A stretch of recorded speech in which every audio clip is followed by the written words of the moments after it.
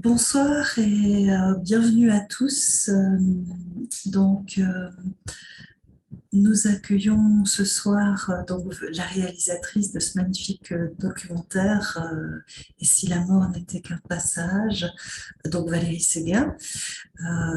Nous avons avec nous aussi la doctoresse Catherine Henry-Pelletier, euh, qui est médecin et éveilleuse d'âme.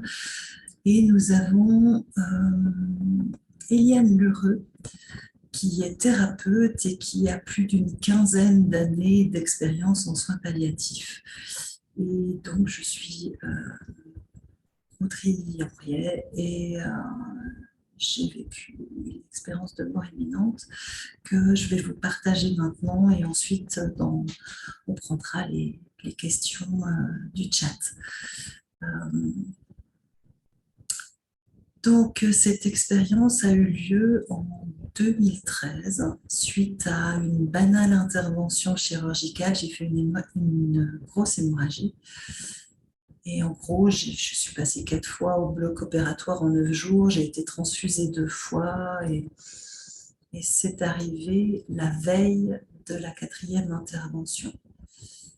Et à, à, avant que cette expérience se présente, j'étais déjà dans un état de conscience particulier. C'est-à-dire, je suis infirmière à la base et je voyais bien que les choses tournaient mal. Et j'étais dans une peur vraiment intense, vraiment extrême de mourir. Et j'avais demandé à voir le chirurgien parce que je voulais comprendre ce qui se passait et je ne comprenais pas. Et le chirurgien est venu dans ma chambre. À ce moment-là, il y avait mes parents, mon mari, et il est resté 45 minutes. Et je me souviens qu'il m'a dit vous êtes jeune, tous les résultats montrent que vous êtes encore en train de saigner et je ne peux pas vous regarder vous saigner sans vous intervenir. Et pour ça, on a 24 heures. Et je me souviens que cette phrase, je ne l'ai pas entendue avec ma tête, en fait. C'est comme si je l'avais entendue avec tout mon corps. Et, et en même temps, je ressentais toutes les émotions. Enfin, j'ai senti l'inquiétude de ce chirurgien, je sentais la détresse de mes parents, je sentais la peur intense de mon mari, et c'était juste insupportable. C'était juste trop d'émotions, plus toute la semaine que je venais de passer avec toutes ces interventions, etc., et la douleur qui était là. Et, euh, et quand tout le monde est parti, euh, j'ai eu besoin de me retrouver, en fait. Je me souviens que j'ai fait des grandes respirations profondes pour calmer cet émotionnel qui était vraiment très intense. Et je me suis reliée à mes guides, à ce que j'avais de plus sacré au fond de moi. Et comment je vais dire ça, j'ai accueilli, à un moment donné, en fait, j'ai accueilli la possibilité que ça pouvait être mon heure, la possibilité que je puisse mourir. C'est comme je l'ai vécu avec tout mon corps, comme si à l'intérieur, euh, comme une bulle de savon qui éclate et ça s'ouvre. Et j'ai ressenti à partir de ce moment-là un réel soulagement. En fait, je me suis dit, ok, si je dois partir, si c'est maintenant que je dois partir, c'est OK. Mon mari est un bon papa. Il saura s'occuper des enfants. Et en gros, j'ai lâché mes enfants, quoi. Voilà. Et à partir de ce moment-là, j'ai senti un apaisement. Et après, j'ai vraiment plus de notion de temps et d'espace, de combien de temps ça a duré. Voilà. Mais je sais que instantanément, je me suis retrouvée dans cette lumière qui était vraiment... Pour moi, cette lumière, elle était vivante. Elle était... C'est comme si je baignais dans cet amour, dans cette bienveillance. Il y avait une notion de- d'enveloppement, de quelque chose de très maternant, de mais vraiment très bienveillant. Et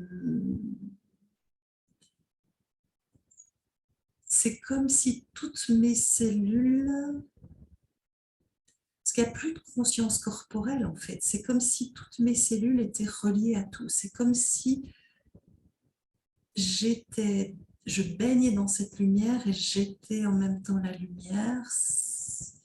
C'est comme si j'étais cet amour. Je ressentais cet amour. En même temps, c'est surprenant de dire je, parce qu'en fait, il n'y avait plus de je. Mais il y avait une conscience quand même qui était là et qui ressentait tout ça. Et à un moment donné, j'ai vu un être de lumière, une forme lumineuse qui était immense, immense. C'était une tête, un buste et des mains comme ça. Et là, à ce moment-là, j'ai su. J'ai su que j'allais pas mourir. J'ai pas eu de messages, de choses comme ça. Tout était vraiment dans le ressenti, ce ressenti d'être relié à la vie. C'est étonnant hein, de dire ça dans un témoignage comme ça, mais c'est ça, c'était vivant.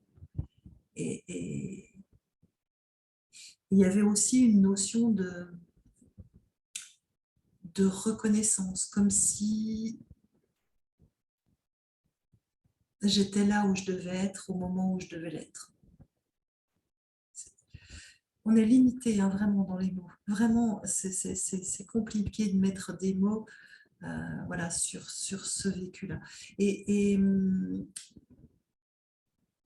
ensuite, je me souviens que j'ai vu très très loin, mais vraiment très très loin, un tout petit lit avec un corps dessus et qui n'avait plus aucune importance pour moi. Enfin, je voyais ce corps, je le voyais, je voyais ce lit, ce corps, et j'ai vu un aigle qui tournait au-dessus de ce lit. Et je me souviens que j'ai eu une pensée.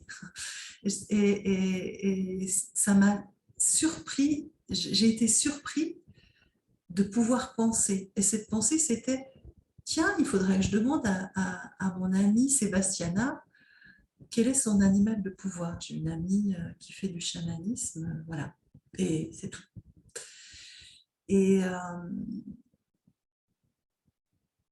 quelques temps plus tard, en fait, donc entre-temps, j'ai été opérée.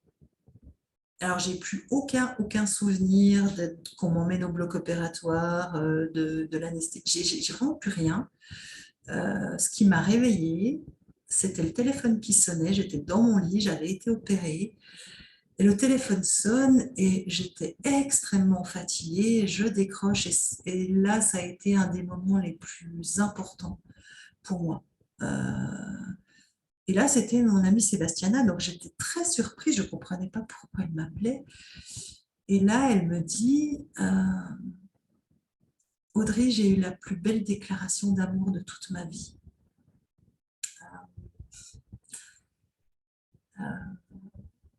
Donc, elle m'explique que la veille, mon mari l'avait appelée.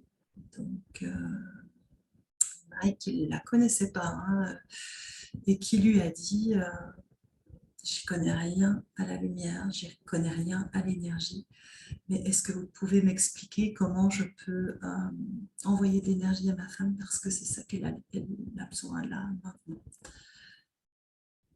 Et voilà, elle m'explique ça et d'un seul coup, pendant qu'elle m'explique ça, j'ai de nouveau le souvenir de cet aigle au-dessus de ce lit-là et je lui dis, mais c'est quoi ton animal de pouvoir? Et elle me dit, un aigle.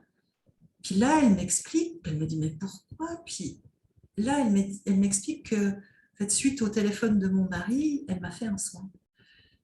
Et je lui dis, mais je t'ai vu. Et c'était, ce moment, il était très court. Je ne sais même pas s'il a duré 5 minutes parce que j'étais vraiment fatiguée. Mais il a joué une importance euh, extrêmement importante, vraiment très, très importante pour moi parce que je suis revenue avec cet amour, je suis revenue avec ce sentiment de reliance à tout ce qui est vivant, ce sentiment d'unité. Et moi, j'étais encore dans ces énergies-là. Et par la suite, les jours qui ont suivi, eh bien, mon entourage, ce que je pouvais très bien comprendre, hein, mais mon entourage ne voyait que Audrey dans ce corps affaibli qui avait failli mourir. Et j'ai bien essayé de partager avec une ou deux personnes ce que je vivais. Moi, j'aurais eu envie de leur dire, mais je vais bien, je suis en vie. Parce que j'étais remplie, en fait, j'étais encore remplie de cet amour. Oui, voilà, j'étais encore remplie de cet amour et j'aurais eu qu'une envie, c'est de la partager.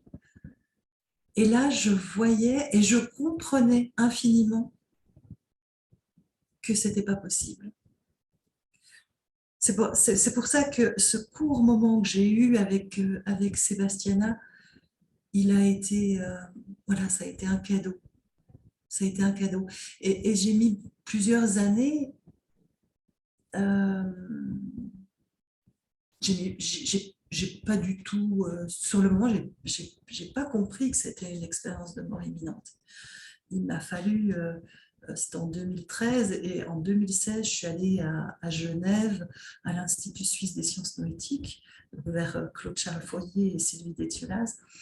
Donc, et là, j'ai reçu une confirmation voilà, de cette expérience. Mais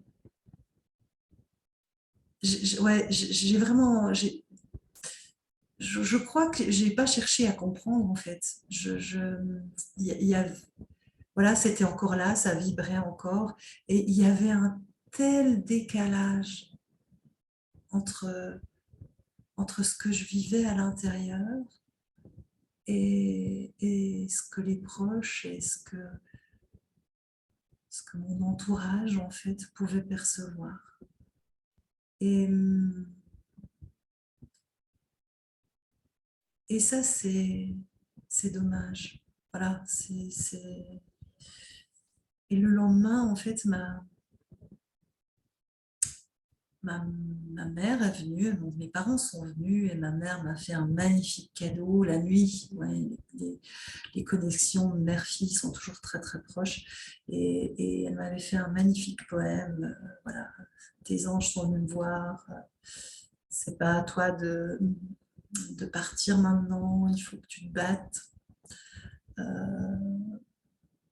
Voilà, en gros, c'était aussi une magnifique déclaration d'amour.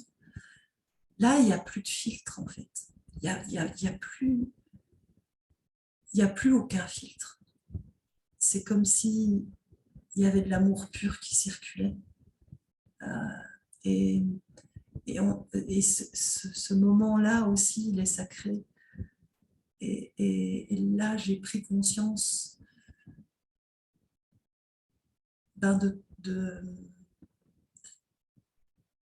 Ouais, j'avais l'impression d'être handicapée du cœur, quoi, avant cette expérience.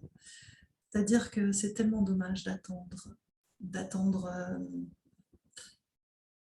pour dire aux gens qu'on les aime, aux gens qui nous sont proches, combien ils comptent pour nous. Et ce moment-là, et je me souviens avoir dit à ma maman, mais si toutes ces souffrances, parce que vraiment il y a eu beaucoup de douleurs dans ces expériences-là physiques, si j'ai vécu toutes ces souffrances pour ce moment-là, si intense, si authentique, eh ben, ça valait la peine. Voilà, voilà un petit peu en gros le témoignage. Voilà, et on va passer maintenant aux questions-réponses.